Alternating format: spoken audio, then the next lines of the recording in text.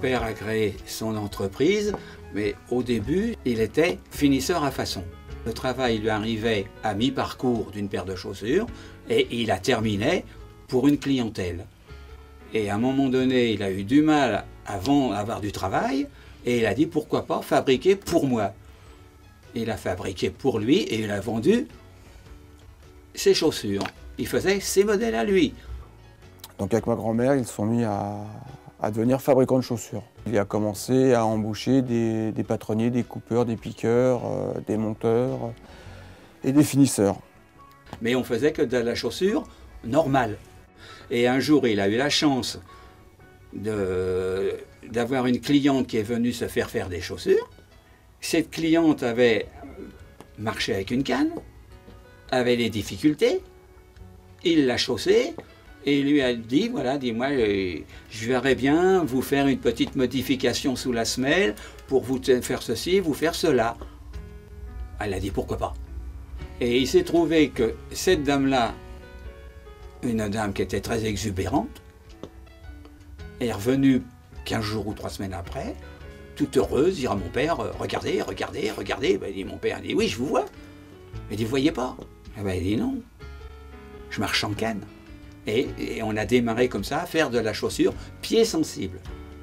On n'était pas orthopédiste. Donc là, il a commencé à aller voir les médecins, des podologues et à chausser le sur-mesure un peu particulier.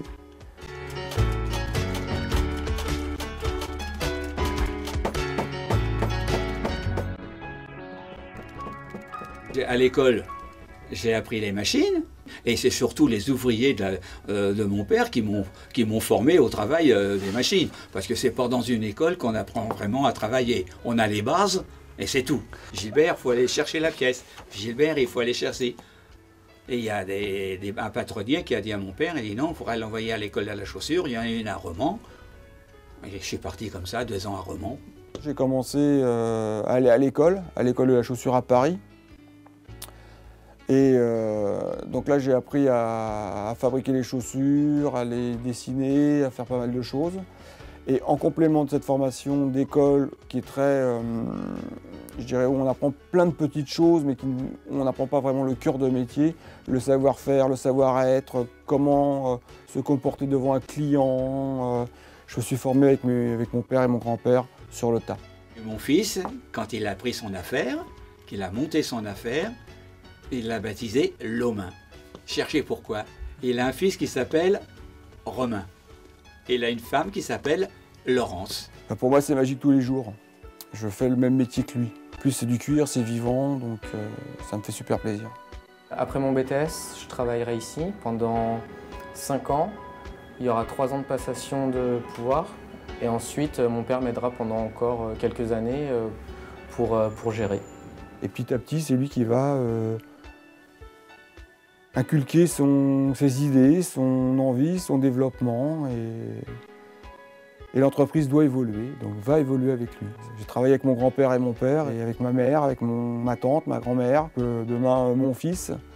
Donc c'est une entreprise familiale et j'espère qu'elle le restera longtemps et qu'elle perdurera à travers les générations. Je me suis toujours imaginé reprendre l'entreprise et faire leur métier et continuer ce qu'ils avaient commencé. Et quand j'ai vu mon grand-père faire ça, c'était pour moi le rêve, quoi. Et j'ai voulu continuer ce rêve. Ce que j'ai le plus apprécié, c'est quand on était avec le client et qu'on leur donnait une belle paire de chaussures qui leur allait parfaitement bien et on les voyait partir avec le sourire en nous disant merci. C'est ce que j'aime, rendre service aux gens et leur faire plaisir.